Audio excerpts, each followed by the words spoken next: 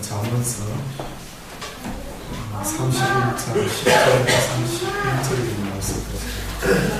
잠언서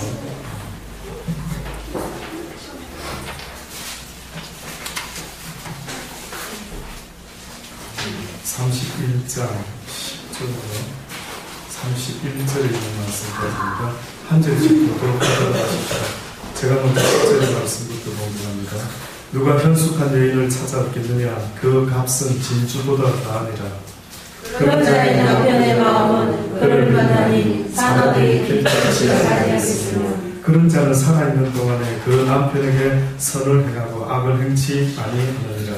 그는 양들과 쌈을 구하여 부지런히 손으로 일하며 상구의 배와 같아서 먼 데서 양식을 가져오며 밤이 새벽에 일어나서 그 사람에게 식물을 나눠주며 여종에게 이르게 하여 밭을 감풍하여 사며 그 손으로 번 것을 가지고 포도원을 심으며 꿀을 볶으며 그 발을 강하게 하며 자기의 무역하는 것이 이로운 줄을 깨닫고 밤에 등불을 끄지 아니하고 손으로 손뭉치를 들고 손가락으로 가락을 잡으며 그는 강건한 자에게 손을 펴며 궁핍한 자를 위하여 손을 내밀며 그 집 사람들은 다 홍색 옷을 입었으므로 눈이 봐도 그는 집사람을 위하여 두려워하지 아니하며 그를 자기를 위하여 아름다운 방석을 지으며 세마포와 자색옷을 입으며 그 남편은 그 땅의 장으로 들어 성문에 앉으며 사람의 하는 바가 되며 그는 배로 옷을 지어 팔며 띠를 만들어 상구에게 맡기며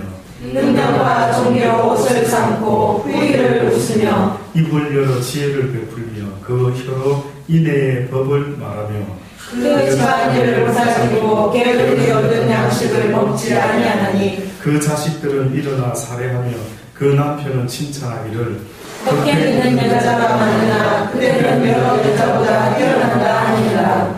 고운 것도 거짓되고 아름다운 것도 헛되나 오직 여호와를 경외하는 여자는 칭찬을 받을 것이라. 다 같이 공부합니다. 그 손의 내가 그에게로 돌아갈 것이요 그 행하는 일을 위하여 성문에서 칭찬을 받으리라. 아멘. 네, 이런 하나님의 말씀입니다. 이 시간에 유익을 인생도 하나님께 찬양하는 게 여러 가지가 있습니다. 소리를 질러서 하나님께 찬양하기도 하고요. 손뼉을 치면서 또 탬버린을 치면서 또 북을 치면서 고함으로 여러 가지로 온 몸으로 할 수 있는 모든 것들이 다 하나님께 찬양할 수 있는 도구가 된다라는 사실을 여러분 기억하시고요. 순서를 미리 마음의 준비를 하고 계시기를 바랍니다. 그래서 특송 순서에 여러분 한 번씩 다 하나님께 찬양할 수 있는 그런 시간들을 가질 수 있게 되기를 바랍니다. 5월은 가정의 달이라고 합니다. 세상에서 성경에서 보여주는 가장 첫 번째 단위의 어떠한 공동체가 무엇입니까? 라고 물어보시면요, 세상에서 하나님이 가장 먼저 만든 공동체가 있는데 그것은 바로 남자와 여자와 하나님이 함께하는 가정, 이것이 바로 성경에서 우리에게 가르쳐주는 인류 태초의 가정이다라고 이야기하고 있습니다. 많은 사람들이 가정 이야기할 때 남편과 아내만 있으면 가정이 이루어지는 것으로 생각하지만은요, 그러나 실상 성경은 그 두 사람만으로 가정이 된다라고 사실은 말하고 있지 않습니다. 하나님 만군의 여호와 너희를 지은 자, 그가 바로 우리의 아버지가 되고 우리의 가장이 되고 우리의 시아버지가 되고 내 모든 대소간의 어떤 일들에 있어서 주관하시는 그런 주권자가 되시는 그 하나님을 모시지 못하는 가정이 있다면 그 가정은 어떻게 보면 실패할 확률이 많이 있습니다. 포드라고 하는 미국의 자동차 산업을 일으킨 최고의 자동차 왕이라고 하는 사람이 있습니다. 그런데 뜻밖에도 그 포드라고 하는 사람은 미국에서 최고의 자동차 왕이었고 부와 명예와 모든 것들을 다 가지고 있는 사람이다라고 말해도 틀린 말이 아닐 정도로 그런 사람이었는데 그 사람이 은퇴할 때에 집을 지었습니다. 은퇴할 때 집을 지었는데 보니까 집이 너무나 이 재벌에 비해서 너무 작은 집을 지은 거예요. 그래서 어느 기자가 물어봅니다. 아니 어떻게 이 정도밖에 안 되는 집을 짓습니까? 당신 수준이 그래도 자동차 회사의 회장님으로 은퇴를 하시는데 어떻게 이런 조그마한 집을 짓습니까? 라고 했을 때 참으로 아주 훌륭한 말씀을 했더라고요. 뭐라고 이야기를 했느냐면은 가정이라고 하는 것은 건물에 있지 않다. 어떤 가정의 행복은 집의 사이즈에 있는 것이 아니라 그 속에 있는 사람들이 어떤 마음으로 살아가느냐에 달려있지 않겠느냐. 그래서 나와 나의 아내는 어떻게 보면 그 포도 사에 가보면 그렇게 써놨답니다. 포도 남편은 꿈꾸는 자, 아내는 기도하는 자. 야, 멋진 표현 아닙니까? 한 집의 남편은 꿈을 꾸는 자, 하나님 앞에 비전을 가지고 내가 이 땅에 태어나서 인류를 위해서 어떤 일을 할 것인가 라고 하는 그런 꿈을 꾸는 남편이었다면 그 꿈을 이루기 위해서 날마다 기도하는 아내가 살았다라고 하는 이런 기록을 남긴 사람이 바로 포도라고 하는 사람입니다. 저는 인생이라는 것은 어디서부터 성공과 실패가 나눠질까라고 할 때에 저는 인생을 시작할 때 어디서부터 실패의 성공이 나눠지느냐라고 물어본다면 그것은 내가 어떤 꿈을 가지기 시작하느냐에 따라서 달라진다고 믿습니다. 어떤 꿈을 가지느냐. 여러분 꿈이 있습니까? 많은 훌륭한 성각자들이 젊은이여 꿈을 가져라 뭐 그런 이야기를 많이 한다고 하지 않습니까? 젊은이만 꿈을 가지라는 말이 아니라 내 평생 살아가는 날 동안 과연 나는 어떤 꿈을 가지고 살아가고 있는가를 돌아볼 수 있어야 돼요. 그 꿈이라는 것은 어떻게 보면 100m 달리기 선수가 목표 지점을 바라보고 달려가는 것과 같이 그래서 자르나 우르나 치우치지 않고 비록 뛰다가 넘어지고 엎어지는 일이 생길지라도 또 일어나서 뛰고 달릴 수 있는 그 힘, 그 원동력, 그 에너지 그게 뭐냐 이거지. 꿈이다. 꿈. 그래서 사도 바울 같은 사람은 뭐라고까지 말했는 줄 아십니까? 나에게 인생의 편대가 있는데 그것은 곧 예수 그리스도라고 했습니다. 예수 그리스도. 그분이 내 인생의 편대다라고 했습니다. 다시 말해서 그분의 바울의 삶에 있어서는 오직 예수 그리스도만이 내 육신의 삶에서 나를 구원할 수 있고 나의 영혼을 영원한 나의 본향인 하나님의 아버지 집으로 이끌어 주실 수 있는 유일하신 나의 구원자, 나의 구세주, 그분이 내 인생의 목표다라고 그렇게 전하는 것입니다. 바울의 꿈은 이 땅의 꿈이 아니었습니다. 성경은 우리에게 말하기를 너희가 어찌하여 이 땅의 것을 소망하느냐. 이 땅의 것을 소망하지 말고 하늘에 보이지 아니하는 영원한 것을 소망할 수 있기를 바란다고 말했습니다. 이 땅에서 소망이 이루어지면 그 이후부터는 절망이 찾아올 수밖에 없기 때문에 뜻밖에도 성경이 말씀하는 것은 너희 인생들아 너희가 이 땅에서 꿈을 가지고 목표를 가지는데 이 세상의 것이 되어서는 안 된다고 말합니다. 왜냐하면 우리 인간은 세상보다 더 위대하게 지음을 받았기 때문에 그렇습니다. 저와 여러분은 세상을 위해서 존재하는 것이 아니라 세상이 나를 위하여 존재하고 있다고 하는 사실을 잊지 마셔야 돼요. 저는 그래서 우리 인생이라는 존재가 태어나면서 가장 먼저 정해야 되는, 선택해야 되는 것이 있다고 한다면 그것은 바로 꿈이다. 내 인생의 꿈이 뭔가? 뿐만 아니라 결혼할 때도 마찬가지입니다.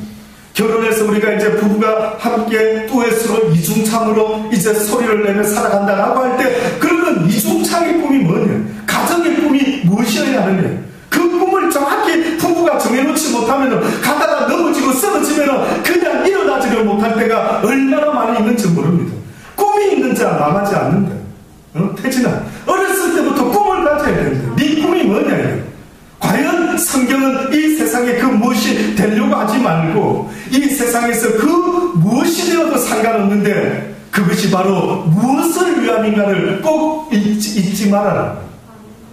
꼴찌에게 보내는 박수라는 혹시 그런 제목의 책 보신 적 있습니까? 저는 아주 너무 오래돼서 기억도 가물가물합니다. 꼴찌에게 어떻게 박수를 보내지? 꼴찌. 이 세상의 사람들은 최고가 되어라고 말을 하고 있지만은 그러나 성경의 하나님, 우리를 지으신 하나님은 최고가 되어라고 하는 것이 아니라 최선을 다하는 자가 되어라. 네가 무슨 직업을 가지고 있든지 그 직업을 통해서 최선을 다하여 하나님의 영광, 다시 말해 하나님의 사랑을 나타내는 자들이 되어라고 말씀하고 있는 것입니다. 나의 존재의 목적도 사랑이요, 나의 가정의 존재 목적도 사랑이요, 나의 자녀에게 가르쳐줘야 될 어떠한 목표와 목적이 있다면 사랑이어야 합니다. 뭘 가르칩니까? 많은 요즘 부모님들이 걱정하죠. 우리 대한민국의 젊은 청소년들이 가면 갈수록 이상하게 아이들이 마땅히 행해야 될 도리는 행하지 아니하고 너무나 어른들이 봤을 때 염려스러울 정도로 가면 갈수록 왜 아이들이 저 모습이지? 저 모습은 아이들이 아닌데 싶을 정도로, 그래서 밤거리를 다니지를 못하고 이제는 고등학생들도 중학생도 같은지 모릅니다만 저녁에 늦게까지 공부하는 걸 없앤다지 않습니까? 너무 위험했어.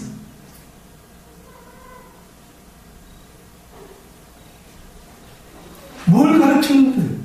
여러분은 자녀를 키울 때 무엇으로 키웠습니까? 뜻밖에도 성경은 우리에게 뭘 말씀하냐면 나의 말씀으로, 곧 사랑의 말씀으로 내 자녀들을 양육해라라고 말씀하고 있습니다. 그러니 부부가 대화할 때에도요, 사랑이 아닌 대화는 해서는 안 되는 것입니다.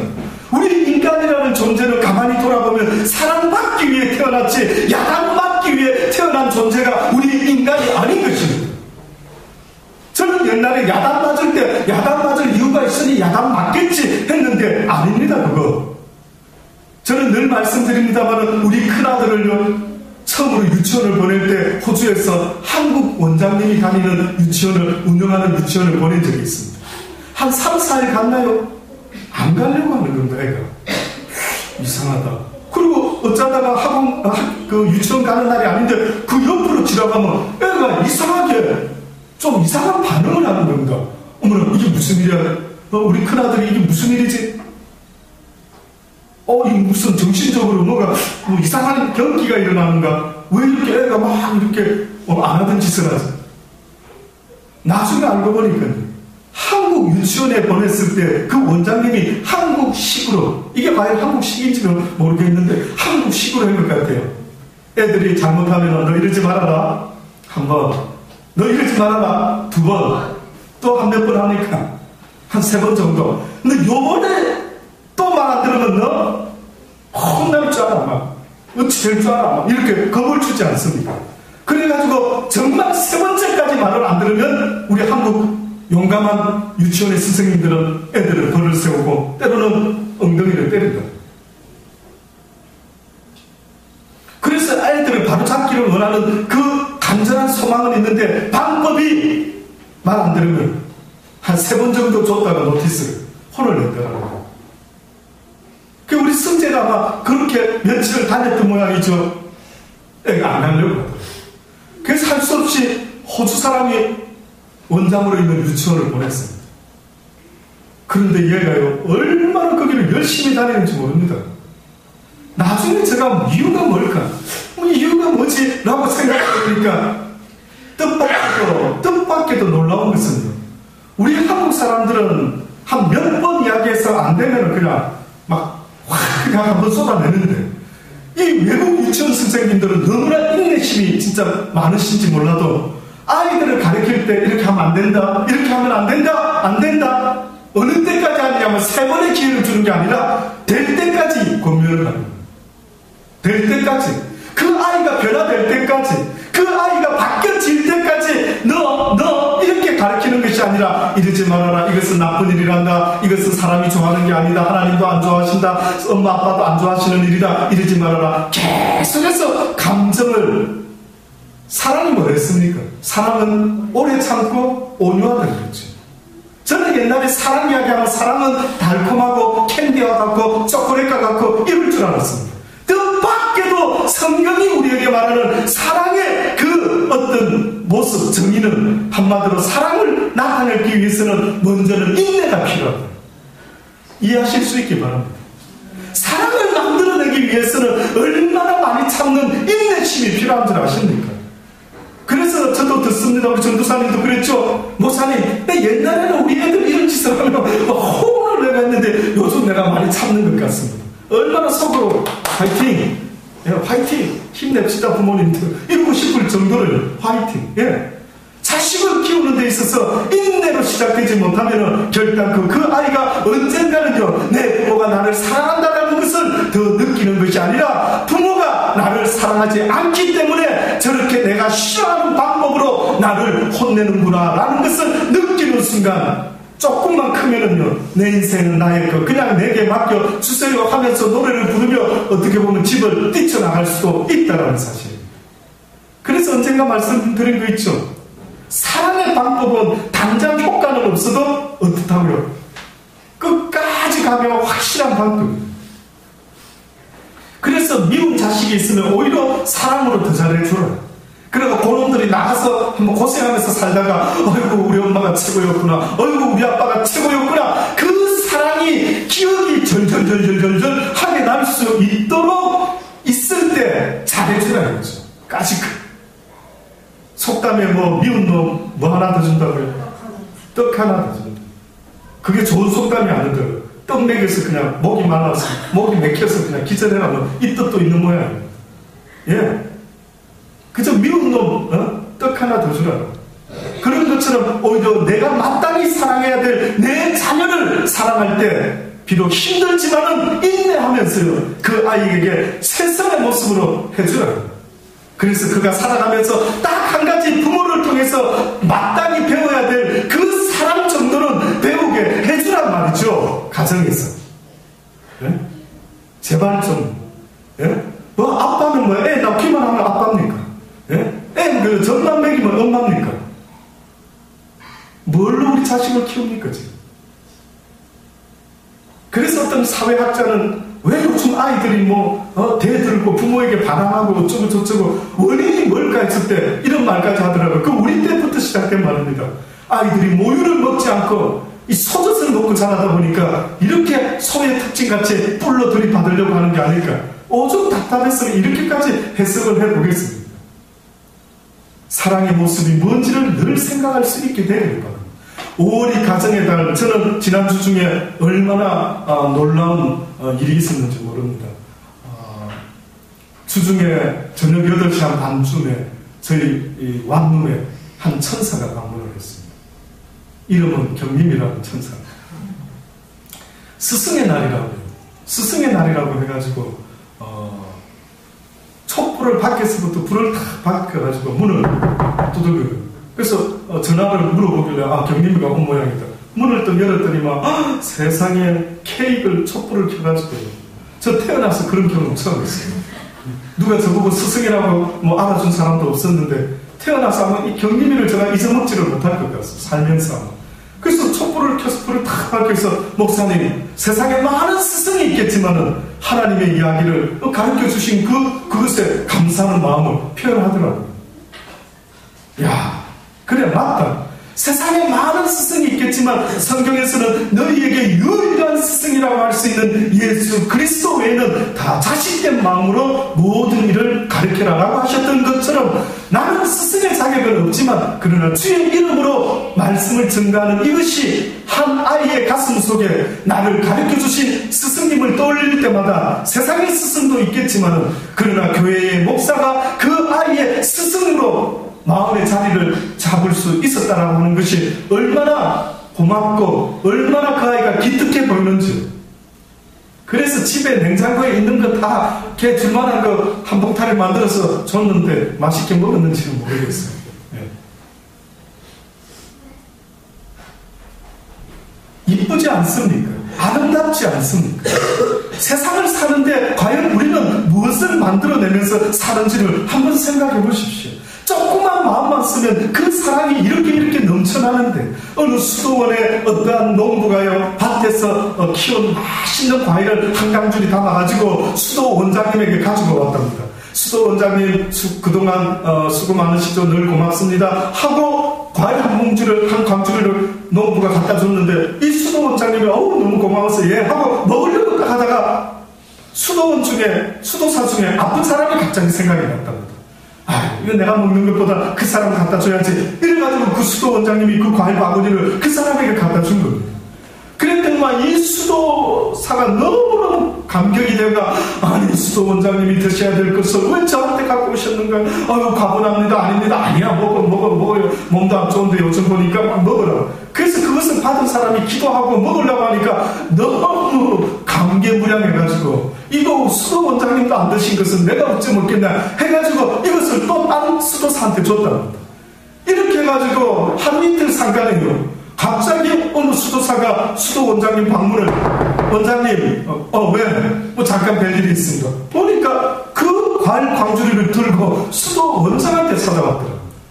아니 이게 뭐지? 나는 분명히 누굴 줬는데, 알고 보니까 이 과일 바구니 한 광주리가요 온 수도원을 다 돌고 수도 원장한테 다시 돌아왔더라고요. 수도 원장은 과일 한 바구니 밖에 자기는 돌린 게 없는데 전 수도원들이 그것을 마음으로 받고 그저 그 사랑을 가슴 깊이 느끼면서 결국은 그 과일이 수도 원장에게 다시 돌아왔다라는 그런 이야기가 있습니다. 아름답지 않습니까? 똑같은 인생을 살아도 아름답게 사는 사람이 있고, 똑같은 시간, 주어진 시간을 살아도 싸우고 다투고 지지고 볶고 그저 이루 말할 수 없는 악한 모습으로 살아가는 사람이 세상에 얼마나 많이 있는지 모릅니다. 나쁜 것은 가르쳐줘야죠.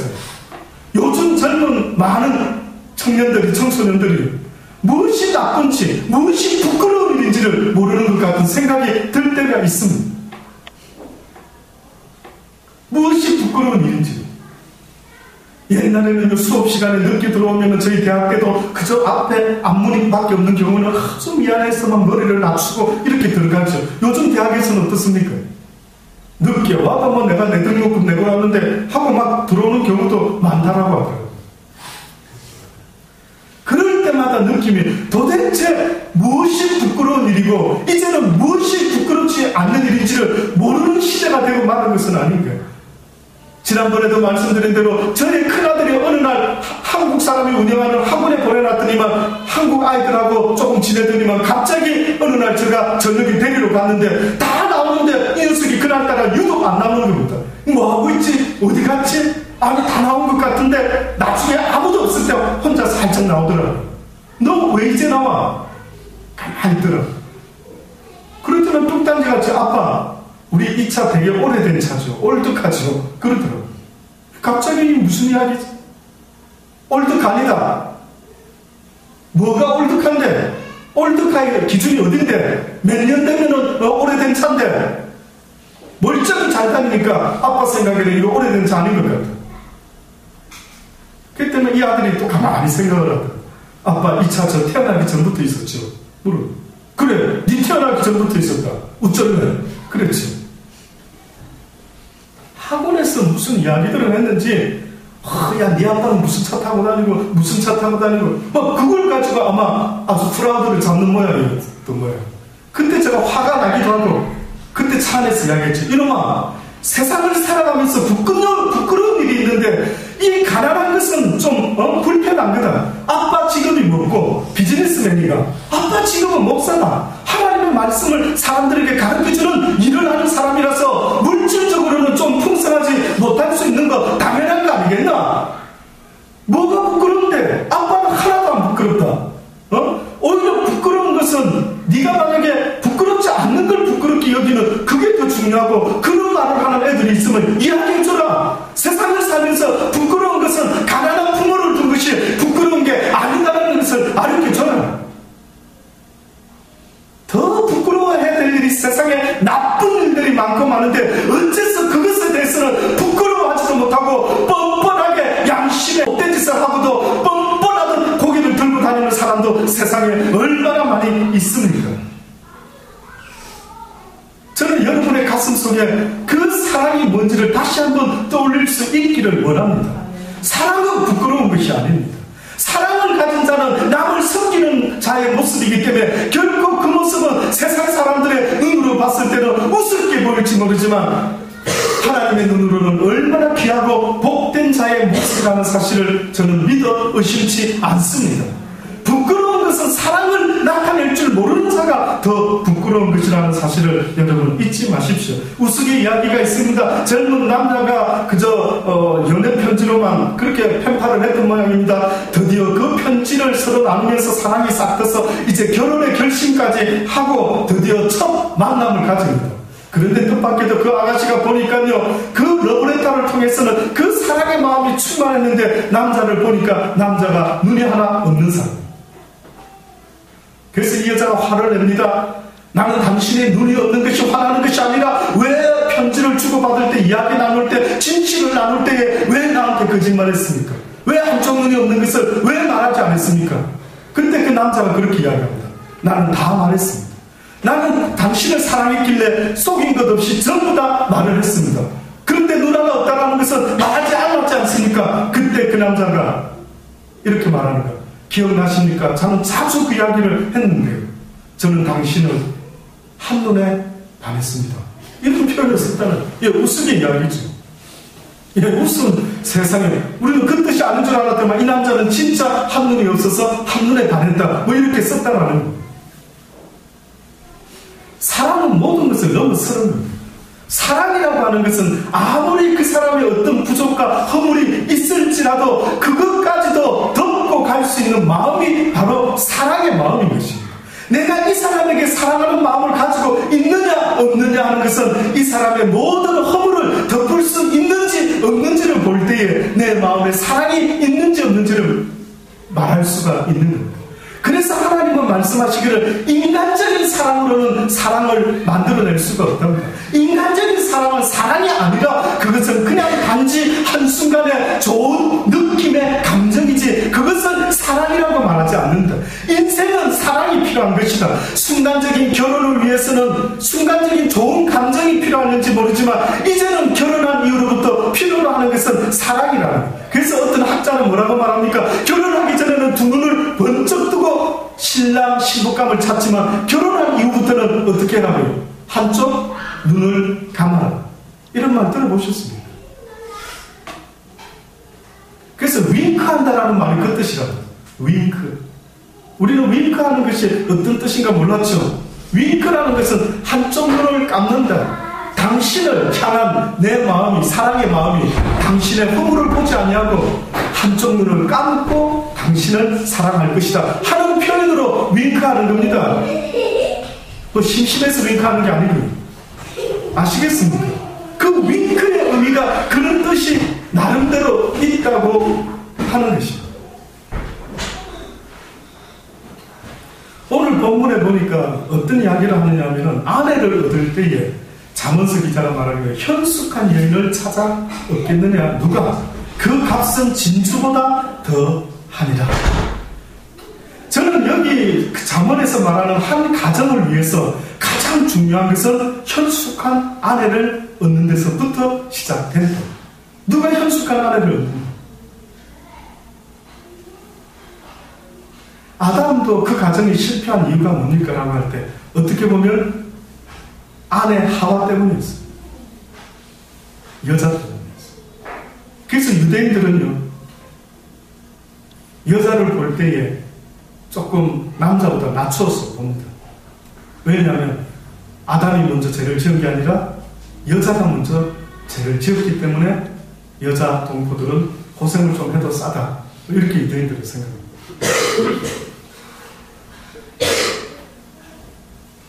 한 집안에도 여자가 잘 들어가야 된다. 이런 이야기를 많이 하지 않습니까? 뜻밖에도 제가 볼 때는 가정의 그 중요한 사람이 누굽니까? 라고 할 때 남자라기보다 여자인 것 같습니다. 여자. 유대인들 가운데 국제 결혼을 하면은요, 남자가 유대인이 아닌 여자와 결혼하면은 그 자녀들을 유대인이라 하지 않습니다. 그런데 유대인 여자가 다른 남자를 만나서 결혼을 해서 아이를 낳으면은 그 아이들은 유대인으로 인정을 한다는 것입니다. 뭐 때문인지 아십니까? 그 엄마가 유대인의 사상을 갖고 있기 때문에 주로 엄마가 가정에서는 그 아이를 교육시키는 선생님이라는 것을 유대인들은 믿어 의심치 않고 있기 때문에 그 가정에 아내의 역할이 얼마나 중요한가를 알고 있습니다. 아내된 여러분의 그 자리가 얼마나 중요한지 아십니까?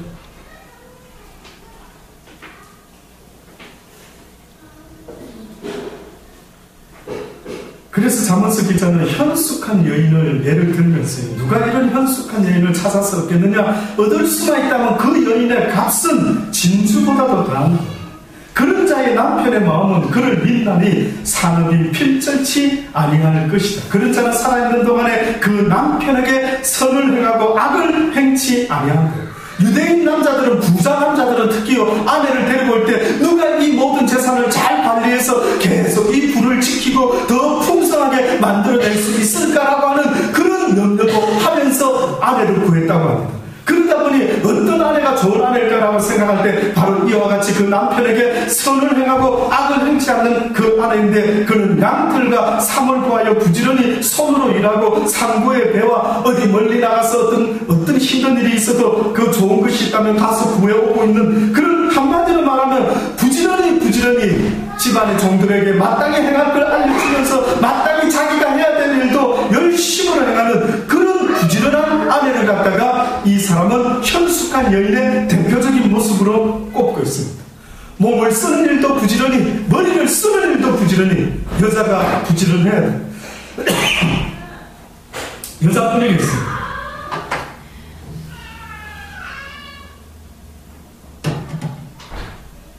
부지런해야 된다. 부지런.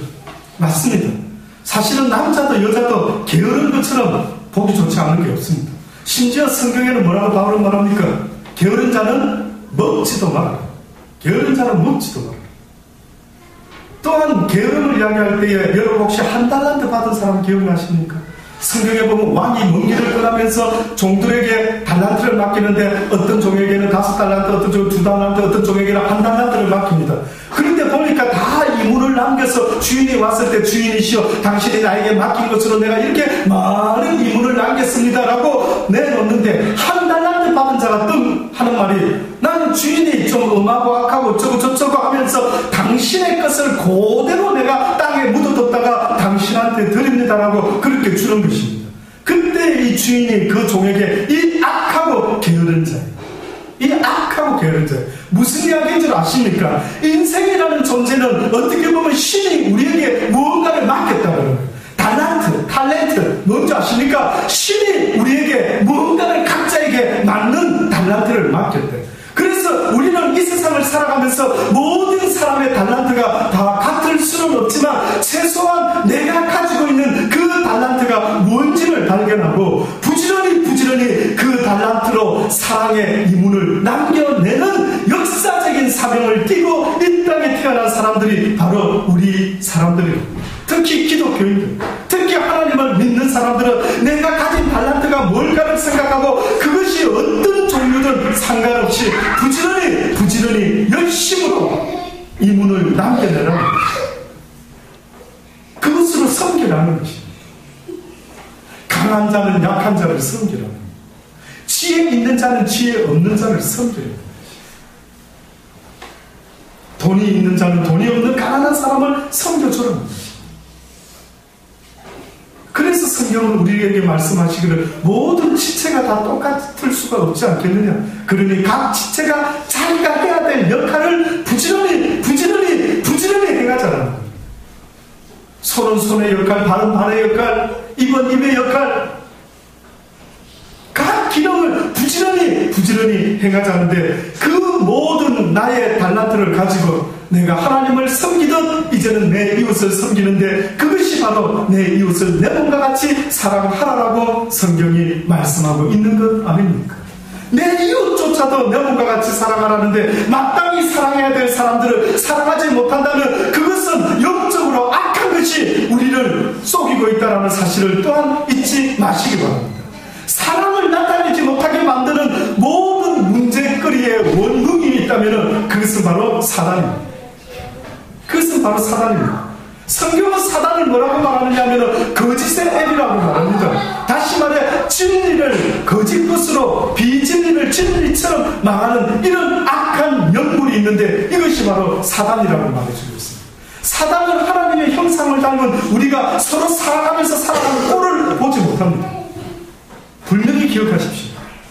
사단이는 할 수만 있다면 오해하게 만들고, 할 수만 있다면 곡해하게 만들고, 할 수만 있다면 화내게 만들고, 할 수만 있다면 사랑을 다 깨는 이런 일을 만들어내고 있습니다. 그러니까 우리의 싸움이라는 것, 우리의 영적 전쟁이라는 것은 딱 하나로밖에 말할 수밖에 없습니다. 사랑이냐 미움이냐. 이것은 싸움입니다. 사랑이냐 미움이냐. 여러분, 사랑을 이루면 살아있어도 지옥 같다는 거 아십니까? 경험이 없으셔서 아직 잘 모르겠습니까? 속히 경험해 보시기를 바랍니다. 사랑 없는 삶이 얼마나 괴로운지를. 하루를 살아도 누군가가 사랑하는 사람이 있을 때의 하루와 사랑하는 사람이 없을 때의 하루가 똑같은 것 같습니다. 누구 사랑하는 사람이 있습니까? 제일? 있군요. 친구인 줄 알았는데. 예. 사랑하는 사람이 있기 전과 사랑하는 사람이 있을 때의 하루의 삶이 느낌이 혹시 한번 비교해 본 적이 있습니까? 다르죠. 다를 겁니다. 저도 경험해 다를 겁니다. 분명히 사랑하는 사람이 있다라고, 내가 오늘도 사랑해야 될 사람이 있다라는 것을 생각하면서 하루를 시작하는 거하고, 내가 사랑할 사람이 없다라고 생각하고 하루를 시작하는 것은 얼마나 불행인 줄 모릅니다. 성경은 우리에게 육신의 사랑을 사랑으로 대상으로 떠올리라고 말하지 않습니다. 언젠가 육신의 가족들도 다 떠납니다. 나의 사랑했던 아버님도, 나의 사랑했던 형님도, 나의 사랑한 사람 그 누구도 어느 순간에 다 떠나갈 것입니다. 하나님이 말하는 그 사랑의 마음, 바로 하나님을 사랑해라는 겁니다.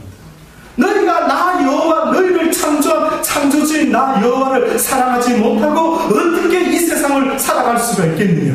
너희가 사랑하는 육신의 사랑은 그림자에 불과하다. 그 육신은 오히려 사랑해서는 안 된다. 어떻게 사랑해서는 안 된다. 성경은 하나님을 사랑해라 할 때에 마음과 목숨과 힘과 뜻을 다해 사랑해라 했는데, 너희가 사람을 사랑할 때에 마음과 목숨과 힘과 뜻을 다해서 사랑하면 안 된다. 그러다가 그 사람이 죽어버리면 너도 죽어야 돼. 괴로웠어. 그래서 뜻밖에도 하나님은 무슨 사랑을 말했느냐 하면, 마음과 목숨까지 그런 사랑을 누구한테 해야 된다? 하나님께. 그 대신 세상 사람은 어느 정도만 사랑하면 된다. 내 몸 정도로만 사랑. 그러니까 내 싫은 거 사랑하지 말고, 내 좋은 것도 좀 사랑하고. 예, 그게 현실입니다. 어떻게 보면. 그러나 하나님은 내 사랑을 가지고 내 사랑으로 이웃이 나를 이해하든 이해하지 못하든 꾸준한 그 변함없는 사랑으로 너희가 서로 사랑하며 살아가기를 원한다라는 이야기를 하시는 것입니다. 아무쪼록 저는 여러분이요, 한 가정의 아내가 한 가정을 세워나간다는 일이 얼마나 중요한가라는 생각을 하면서, 특별히 오늘 이 말씀은 아내 된 자들이 힘을 내어 주십시오.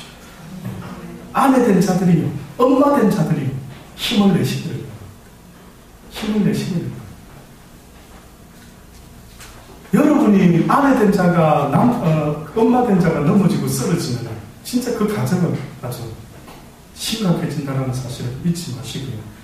한편의 시와 같은 글을 하나 소개해드리고 마치겠습니다. 제목은 행복한 가정이라, 이런 제목입니다. 가정을 이루는 것은 의자와 책상과 소파가 아니라 그 소파에 앉은 어머니의 미소입니다. 가정을 이룬다는 것은 푸른 잔디와 화초가 아니라 그 잔디에서 터지는 아이들의 웃음소리입니다. 가정을 이루는 것은 자동차나 식구가 드나드는 장소가 아니라 사랑을 주려고 그 문턱으로 들어오는 아빠의 설레이는 모습입니다. 가정을 이루는 것은 부엌과 꽃이 있는 식탁이 아니라 정성과 사랑으로 터질 듯한 엄마의 모습입니다. 가정을 이루는 것은 자고 깨고 나가고 들어오는 것이 아니라 애정의 속삭임과 이해의 만남입니다. 행복한 가정은 사랑이 충만한 곳입니다. 바다와 같이 넓은 아빠의 사랑과 땅처럼 다 품는 엄마의 사랑입니다. 거기에는 비난보다는 용서가, 주장보다는 이해와 관용이 우선됩니다. 항상 웃음이 있는 동산이 가정입니다. 가정이란 아기의 울음소리와 어머니의 노래가 들리는 곳, 가정이란 따뜻한 심장과 행복한 눈동자가 마주치는 곳, 가정이란 서로의 성실함과 우정과 도움이 만나는 곳, 가정은 어린이들의 첫 교육의 장소이며 거기서 자녀들은 무엇이 바르고 무엇이 사랑인지를 배웁니다. 상처와 아픔은 가정에서 싸매지고 슬픔은 나눠 가지고 기쁨은 배가 되며 어버이가 존경받는 것, 왕궁도 부럽지 않고 돈도 그다지 위세를 못 부리는 그렇게 좋은 곳이 가정입니다. 기도하십시오. 하나님, 그렇습니다. 올해 달만 맞이해서 가정